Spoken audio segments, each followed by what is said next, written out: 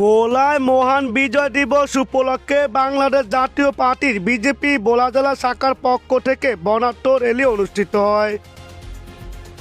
আজ সকাল 11টায় জেলা বিজেপির আয়োজনে কয়েক হাজার নেতা কর্মীদের নিয়ে ঢাকঢোল বাজিয়ে জাতীয় পতাকা সহ র্যালিটি শহরের বাংলা স্কুল মাঠ ভাসানী মঞ্চ থেকে বেরোয় বিভিন্ন সড়ক প্রদক্ষিণ শেষে নতুন বাজার দলীয় কার্যালয়ের সামনে গিয়ে শেষ হয়।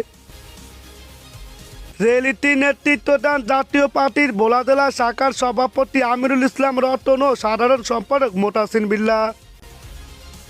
এ সময় র্যালিটিতে বাংলাদেশ জাতীয় পার্টির বিজেপির অঙ্গ সংগঠনের নেতাকর্মীরা অংশ নিলেও বাংলাদেশ জাতীয় শ্রমিক পার্টির ব্যানারে বাংলাদেশ জাতীয় শ্রমিক পার্টির ভোলা জেলা শাখার সভাপতি জামাল উদ্দিন সকেতের নেতৃত্বে মিছিলের অংশটি ছিল চোখে পড়ার মতো।